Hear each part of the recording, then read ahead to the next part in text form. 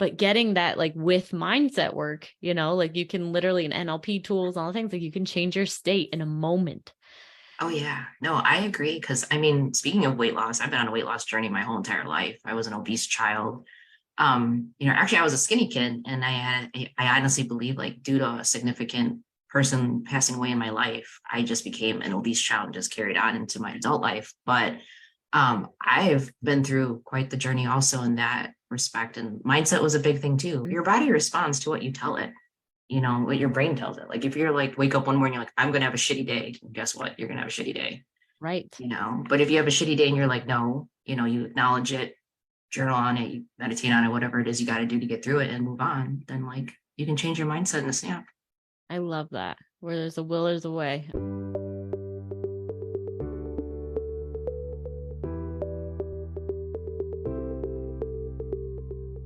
Food and weight obsession can be exhausting. Losing weight, gaining weight, dieting, feeling like a failure because you missed a workout, binged, overate, or gained all the weight back.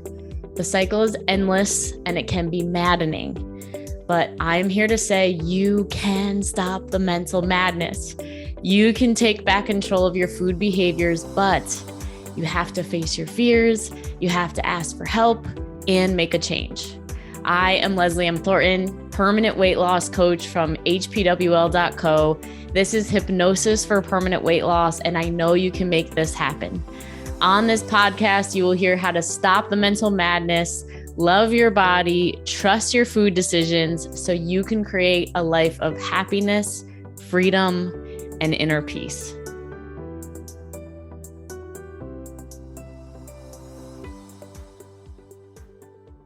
Hello, everyone. Leslie M. Thornton, Hypnosis for Permanent Weight Loss. Today we have Gemma Cabral. Gemma and I know each other through our coaching community. And I mean, this literally just came to me, Gemma, but I was going to say like, and she's a gem and her name happens to be Gemma. I haven't met you that many times, but every time that I've engaged with you, I'm like, she's a light. And I think I mentioned about having a podcast and for people who have a story to tell. And she's like, I got one. So Gemma had survived cancer twice in her life, which is freaking amazing. Recently, I've been interviewing a bunch of people who have been diagnosed either currently or in the past, and then getting over that because the power of the mind and the mindset, which Gemma and I were just briefly discussing, is huge. So at the age of 23, she was a 2-time cancer survivor that utilized mindset and a bit of established cancer research via an autologous stem cell transplant to save her own life. Oh my God, I can't wait to dive into this. So she was the donor and recipient in her transplant process.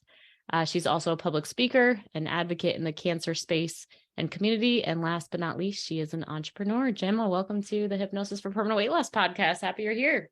Thank you, Leslie. Happy to be here. Yeah, perfect. So yeah, tell us a little bit about that time for you. 23 years old. That's a young age.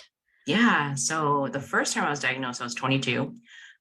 So quite a bit of years ago. So anyways, I had suffered from cold symptoms for like on and off for about 7 months.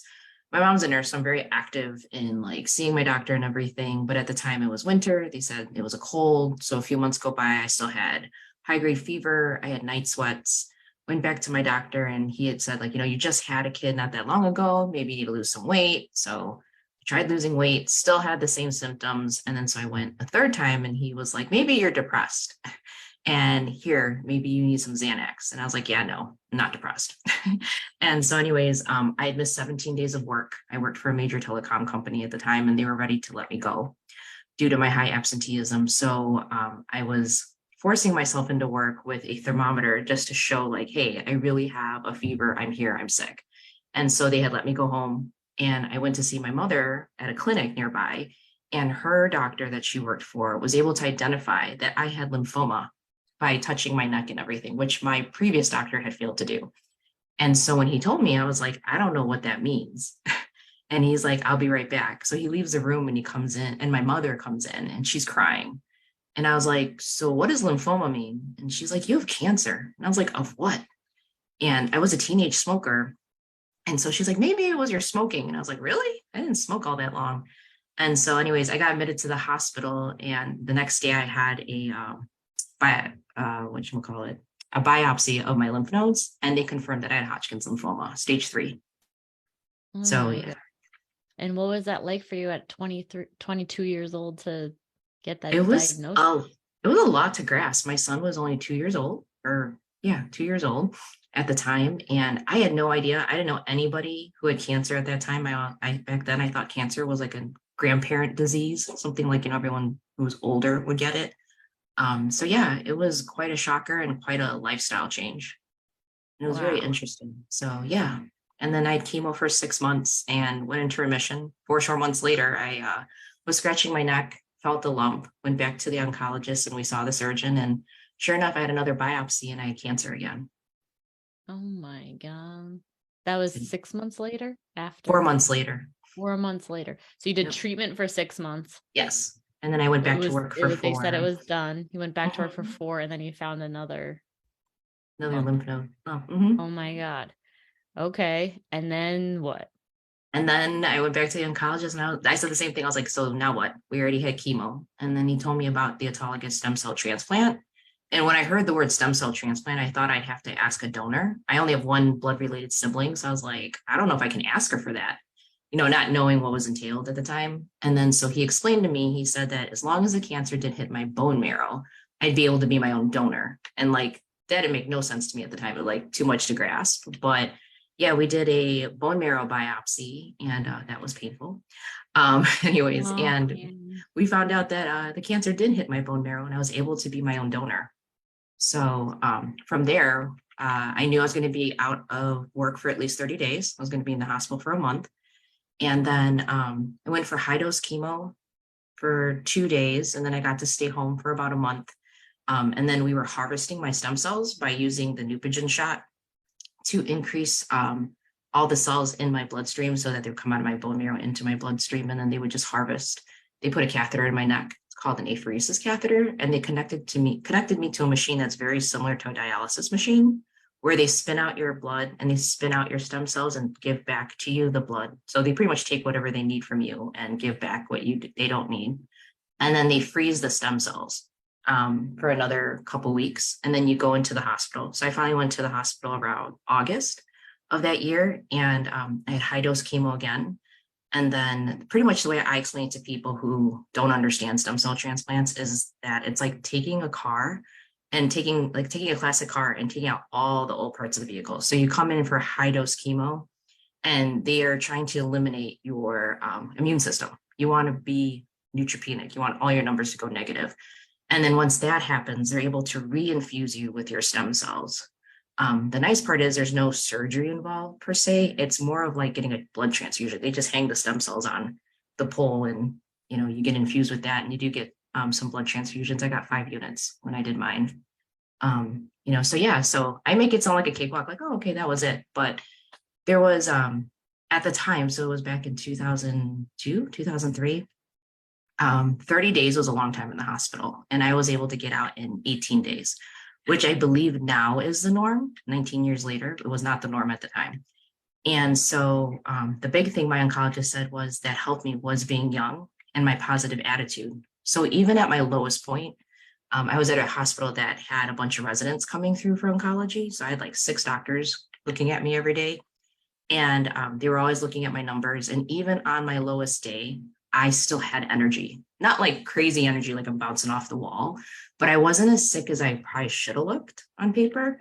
And so I was asking, because you're isolated, like, can I please see other cancer patients? Can I like leave my room? Can I please do something? And they're like, I can't believe you want to like leave your room. You should like want to sleep all day. And I mean, I did sleep, but yeah, I had the energy. And I really honestly think it was my mindset that helped me out. Wow, that's amazing. Yeah, and when we had on Moira in the past, for any of our listeners who watched that episode, that was the same thing. And same with Johanna, like the positive attitude, like they each had their own unique way of like staying positive, or having their mindset be geared towards looking at the things that are going well. So I'm curious, I have one question, because what, if I may ask, what's your nationality, your background? Oh, I'm Filipino, That's Spanish and what I was Chinese. wondering. Now, Mhm. here's why I'm saying it, because I went to the Philippines. My sister's wife is actually half Filipino, but Ah, I was so moved by how the Filipino and even my sister's wife's family, like how positive and happy the Filipino culture is. Like right. it was incredibly moving. So I'm curious, like, is that your experience with your upbringing with your family as well? Yeah, no, totally. I think definitely within our ethnicity or our nationality, in the history of the Philippines, we're positive people. We just know how to get through some tough shit. Oh my Yeah. God. Yes. So yeah, my own mom, I get it from her. She came here from the Philippines when I wasn't even born yet. She didn't even know she was pregnant with me until she went in for a medical exam. And they're like, by the way, you're 3 months pregnant. So I'm an import, technically. I'm the only one born here for my family. Wow. And yeah, like she was going through a bad marriage. She got divorced when I was 2 and was a single parent. She had my sister in the Philippines and me here in Chicago and raised both of us in 2 different countries until my sister was 17. So yeah, and then today my mom now is a two different cancer type survivor. She's a survivor of lung cancer and of multiple myeloma, which actually there is no cure for that. So it's either active or inactive. It's currently inactive. And she also has stage 4 kidney disease. So she is going through dialysis as we speak. So they don't get tougher than that, in my opinion. Yeah, what is it? It's so Right? amazing. I'm Mhm. so moved by that because, we talk about the subconscious mind here at Hypnosis for Permanent Weight Loss all the time. And so the first 0 to 10 years of your life, right? Your upbringing, your parenting, your schooling, your culture, like everything makes your religion, right? Everything makes a difference for, the way that you end up being, Right. So when you were in your 20s, I mean, that's pretty young. Was that just like it sounds like there wasn't too much like you had to change much about yourself. Like that was automatically who you were, would you Right. say? Or was Yeah. there I any want to say work like required for you to keep that mindset?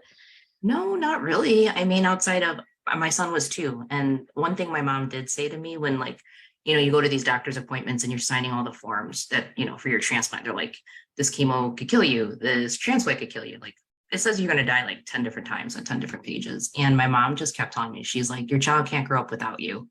And that's all I needed to hear, and I was just like, that's it. I'm not going anywhere. And when my Yes. son graduated, so he's 22 himself now. Wow. When he graduated high school, I remember his dad and I are divorced, but it was pretty cool that his dad remembered, like, obviously the experience we had because I was married to him when I had cancer. And he had said at the dinner speech, he's like, I am really glad that your mom made it to this day. And like we all just started bawling, But yeah, it was really important that, I'm still around. I plan to still be around. My kid's not married yet and I don't have grandchildren. So, and I'm not in a rush. But yeah, it was pretty much my big thing that kept me focused. Wow. That's amazing. And even your mom saying that, like, your son can't grow up without you. Like, you Yeah. have to be here, just like also just kind of, yeah, like you're saying, keeps the focus. And Mhm. then also just staying that, yeah, positive way. It's really fascinating.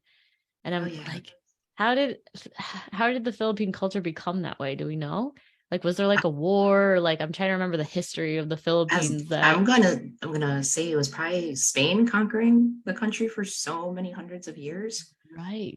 So yeah, and I mean, I believe China too has history with us. So yeah, there's been, quite a few wars. So Mm, that's amazing. Okay. All right. So then mindset being the thing. Yes.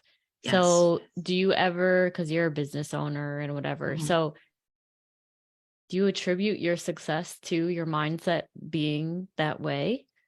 Oh, absolutely. You know, um, Everything like by the age of, 22, 23, I was a 2-time cancer survivor. I got involved with the American Cancer Society through a friend who just mentioned Relay for Life, their signature fundraising event. And I was like, yeah, sure, I'll walk. And then I was at a meeting. I told someone my story, and they're like, you're a wonderful speaker. Why don't you speak at our event? The next thing you know, I was involved with the American Cancer Society quite a bit. Still am today. Was actually on a peer review meeting call today. I'm a stakeholder, so I don't give scientific feedback, but I do give feedback if I, as a patient, would be willing to go through the treatment. So I do have a voting right in the research meetings, which is pretty cool. But yeah, I've spoken it over probably over 100 events now, all over the world. I've been to other countries, and yeah, mindset's just everything. Whether it's in business, as you know, like when you have tough months, you just have to know that there's going to be a better month ahead. There'll be a different client ahead. There will be someone out there that needs you or your service. Wow. I try to instill that in my son. My mom and I share a lot of mindset stuff, especially right now. She lives in my house. I built my house for my parents to live with me. That's a mindset thing too. I knew since I was a kid that I was going to take care of my parents, and I'm the youngest of the siblings. So Mm, yeah, mindset's wow. important. Yeah, that's amazing. Okay. And I'm just basking in the like grace and ease of which it seems like you're able to do this. So you mentioned like, when you were talking about your cancer story of like, oh, I make it sound like a cakewalk, but what was the hardest part about it for you? What would you say during it? Um, the hardest part, honestly, I think was my age. Because at that age of 22, my friends are clubbing. I know it sounds very like first world problems, but when Mm-hmm. you're 22, you want to be the cool 20 something year old. All my friends are just signing on, bonuses to their new corporate jobs and bottle service and all doing the fun things that 20 something year olds do, which is funny because I hear my son talking about bottle service and clubs now. But, that was the thing I wanted to do at 22, even though I was married and had a little one, and my friends didn't. It's actually pretty cool. If you look up my name and Self Magazine, there's an article back from 2012, I think, quoting me on this. So, anyways, I just talked about how like people my age didn't understand how to interact with me. Like, how do you ask how I'm doing without offending me? There's like so much hesitation. So yeah, I think that was the hardest part, just being my age and having to deal with something that seemed more mature than for someone that was 22. While my friends were, worrying about social life, I was worrying about if my insurance was going to cover my treatment. The stem cell transplant back then was $100,000. I have no idea what it is today. Luckily, I didn't have to cover any of it but copays. Nice. Probably like 1 million now. Yeah. So it's like, Really why does this fast. have to happen to me? Mhm. Like everyone else can have fun and I have to be here. I would imagine there would be, resentment like that at that age or feeling just different in general. Oh, Um, yeah, that's a huge demographic that's actually being researched a lot. The American Cancer Society says that the AYA, the right, adolescent young adult demographic is only 70,000 patients strong out of all the cancer patients that exist. So, yeah, so not that anyone has any harder time dealing with cancer, regardless of their demographic, but at that age range between, 17 to 40, it's a different lifestyle at that time. wow. You're Wow. young, you're just getting out of, some are just getting out of high school, others are just going into college. I myself was married with a child. So totally different things that you didn't think you'd have to worry about in addition to having cancer. Mm-hmm. Absolutely. And then when you're working with the cancer people now, right? Mhm. Like when you're doing the different events and your, role in those and all the things with the Cancer Society stuff, Mhm. what is your favorite way or like way that you mentor anyone that you meet who has cancer? Like, are you saying the same thing of like, just stay focused, just stay like, okay, No, what's your actually, advice to them? well, it's actually pretty cool you asked me that because I've spoken at so many events, I don't sometimes realize like how many people are actually at an event or if they're paying attention to what I'm saying. Because like you're focusing on what you're saying.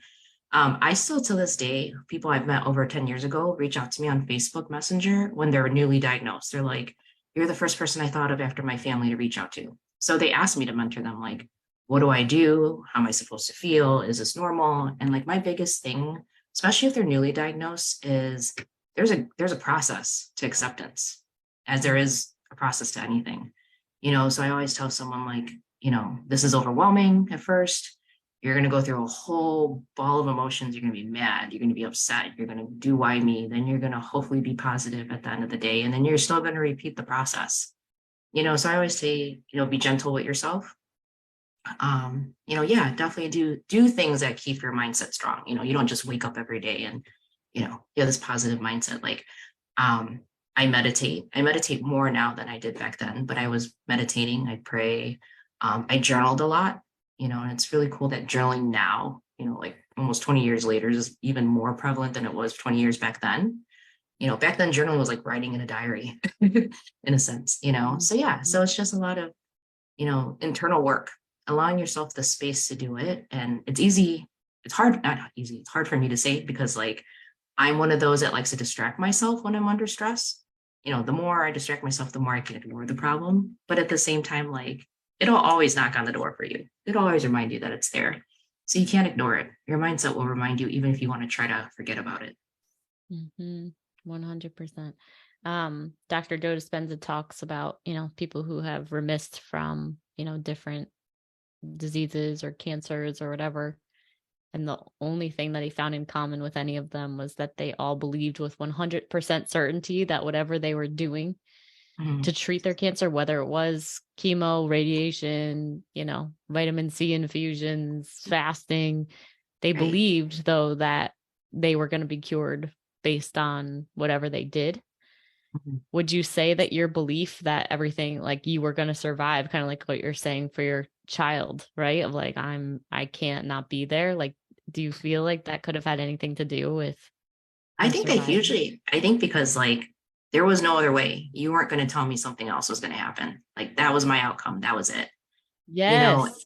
Stubbornness in a good way. Exactly. So it's interesting because I get some people who ask me like, oh, I had stem cell and it wasn't successful, or my loved one was, strong-minded like you, but they still didn't, they're not here today. And my biggest thing for them is that like, it's what was their prognosis at the time that they were told they had cancer. So I've known quite a few people who were diagnosed with, some stage 4 cancer, whether it's colon, brain, or something else. And they're told like, get your affairs in order. You have 5 months to live. And they've lived 5 and 7 years. And granted, yes, they're not here anymore, but they lived far past than what they were given. So to me, their mindset was everything because their mindset was what kept them here longer. I had a friend, her big thing was, I want to watch my daughter graduate 8th grade. Unfortunately, she only made it to 7th, but I mean, she made it several years longer than she was told. Wow. So yeah, mindset's everything. Yeah, that will to actually really survive and live. And I feel your like body responds to what your body responds to what you tell it. What your brain tells it. Like if you're like, wake up one morning, you're like, I'm going to have a shitty day. Guess what? You're going to have a shitty day. Right. But if you have a shitty day and you're like, no, you acknowledge it, journal on it, you meditate on it, whatever it is you got to do to get through it and move on, then like you can change your mindset in a snap. 100%. I've been working with my clients and teaching them different things as I've been giving my NLP practitioner training and talking about the difference between having goals that's away from, right? Running away from something that's scary versus running towards. And when you actually have something that you're running towards, seeing your child graduate, or Johanna, who also was on the podcast, and she also, had a spontaneous remission of a tumor in her brain.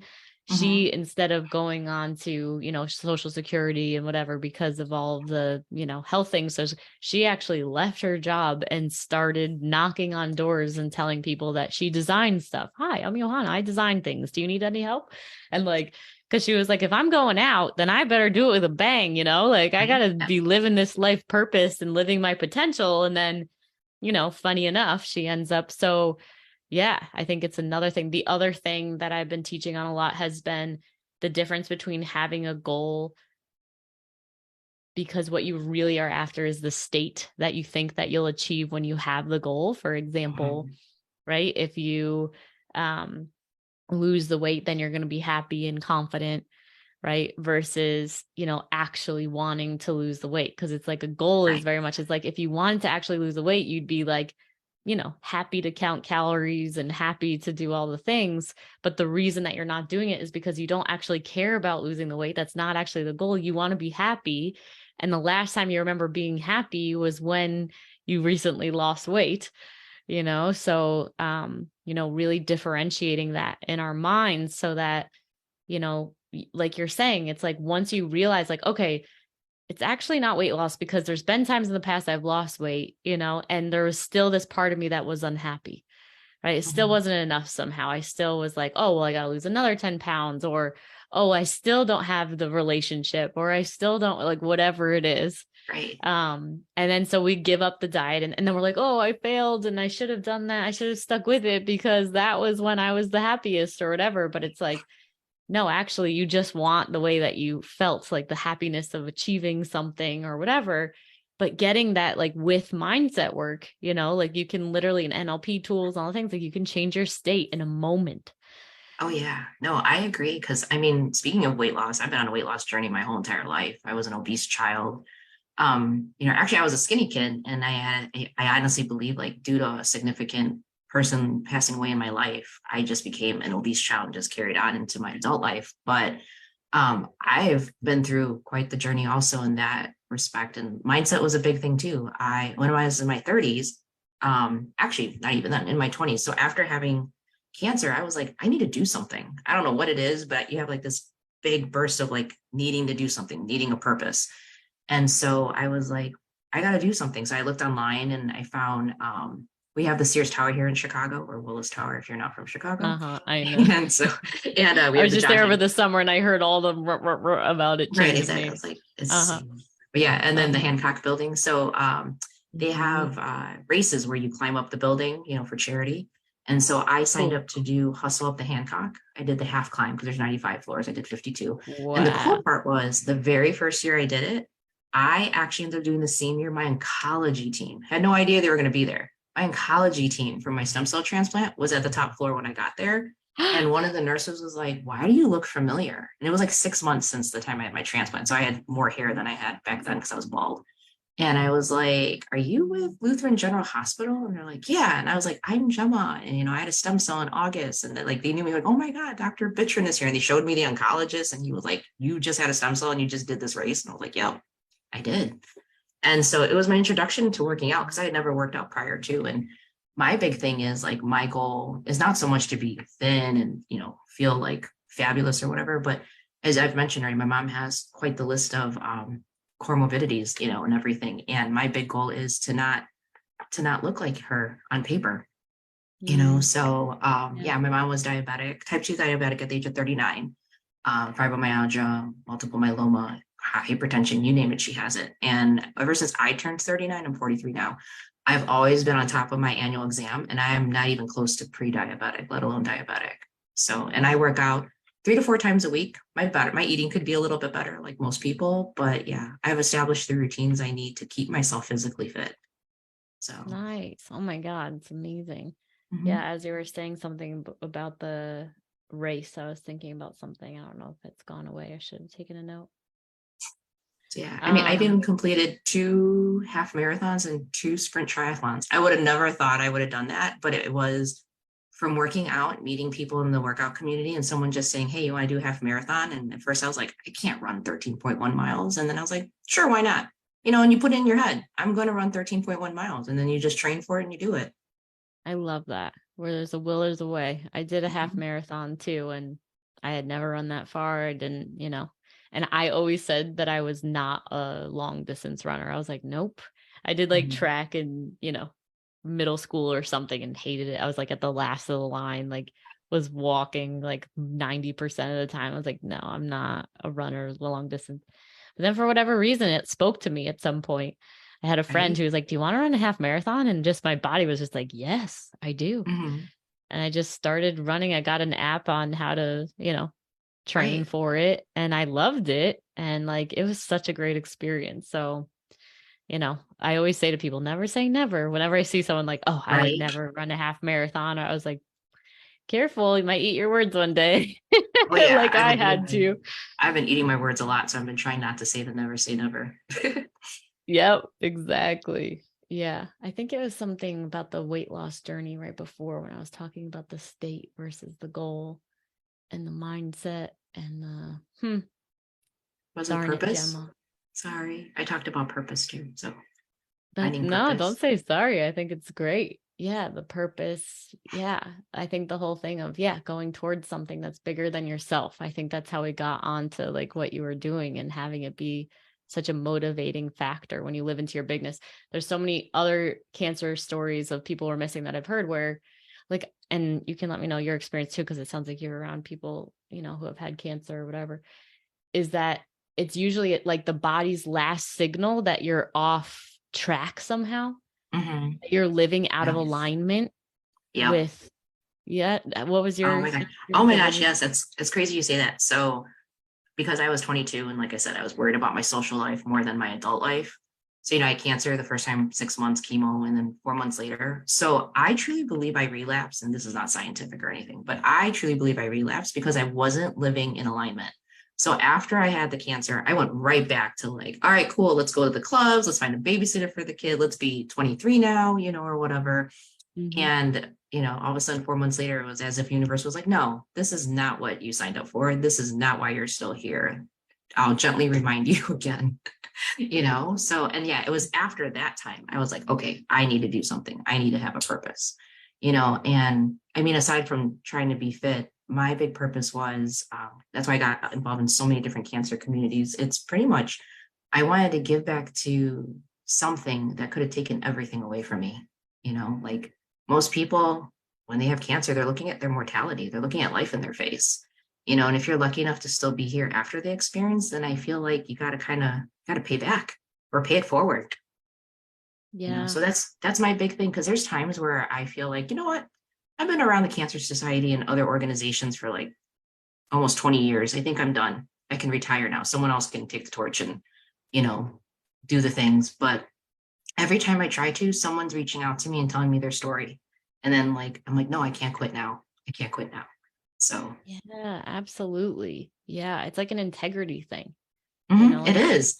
It right? honestly is. Yeah. I don't know how many times I've said no to peer review meetings. I'm like, no, I can't be a stakeholder. And they're like, but please. And then I was like, okay, just this one last time, 12 years later, I'm still saying yes, but Mm-hmm. I can't help it because research has changed in 12 years. And it's so, it's amazing what's available now versus what was available to me back then. And it makes it seem like nothing was available. And it wasn't that it was nothing. It was just technology wasn't the way it is today. Like, what are some examples of that? I'm curious. So yeah, well, a silly example is those who go to stem cell transplant now have cable TV and iPads.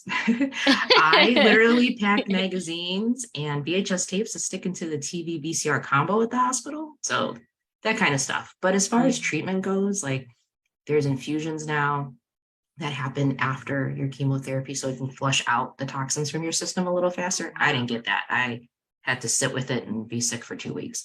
You know, there's just different scans. There's more clinical trials, especially even to Hodgkin's. And Hodgkin's lymphoma is a highly curable cancer, but there's still more technology and medication that's coming out for that specific cancer, let alone a lot of them.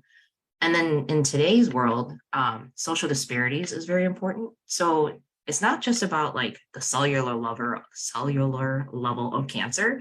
It's about everything related to cancer, how your finances, how your ethnicity, where you live, what you do, affects it all. So there's someone out there researching all these different things to hopefully, make it better for the next patient that's diagnosed.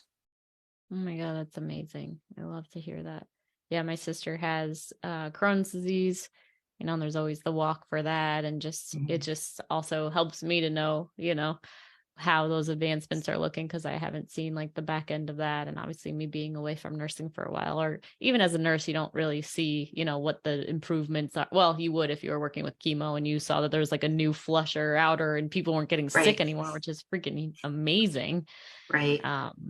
But wow, that's awesome. I love to hear that. So everyone can happily donate towards these amazing things that are helping patients deal with it better.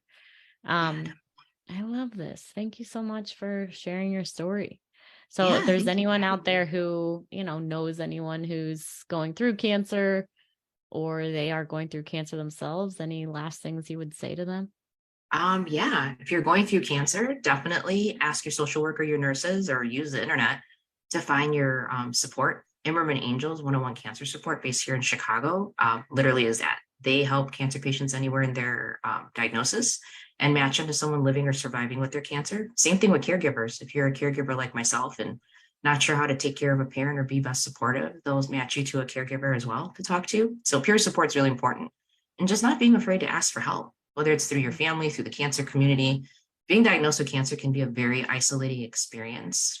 But honestly, when you look a little bit deeper in, you are exposed to this huge community that's just really there for you to lift you up and just educate you and support you in any way possible. And that's one of the nice things too about today, almost 20 years later, there's so many organizations and platforms now that didn't exist when I had cancer. So there's everything from like spousal support, helping kids get through parents having cancer, you name it, it exists. and if you see me on social media or you find me, go ahead and reach out to me. I know all the organizations. I literally, Immerman Angel sends me like this large document of all these different organizations and what they're doing. And I'm always just pointing people out to the different resources that exist. Wow. So yeah, just be resourceful. Thank you so much for being that for people. You're like the lighthouse for so many people. No, And like you. I told you guys, Gemma is a gem. And like, she's just, I don't know. I've known you in the capacity that I knew you before. Just like, she's just right there. She's helping you out. She's ready to answer. She's, on top of it. So thank you. That's an amazing service that you're offering to the world on top of your own business, which is no small feat.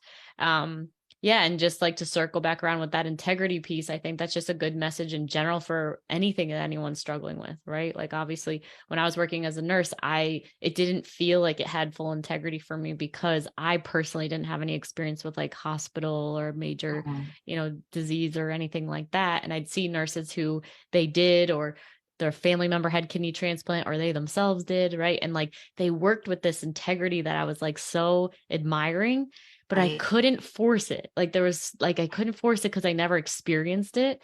Right. So going back to life purpose as well. And like, I'm sure why you still can't say no to helping out, because it's like this part of you exists in the mission because you just get it, and then as soon as I made the pivot to do this work and to help people out of the mental obsession with food, body, and weight, it was like I was working with that same level of like vigor and intensity because it's like I get it, and like I just want to help people in the same way that I was able to, find help myself.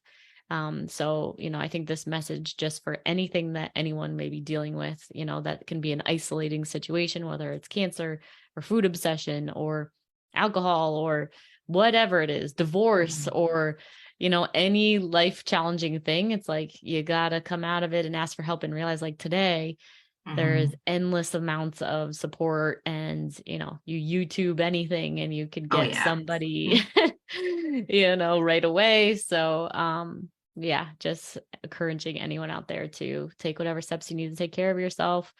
And Gemma, and then how can people find you? You said to reach out to you. How can they find you? I'm on Facebook at Gemma Cabral. And then I'm also on Instagram at IamGem6. Nice. Awesome. And we'll have all those links in our show notes. Thank you so much again for being here. Thanks everyone for listening, and we'll see you next episode.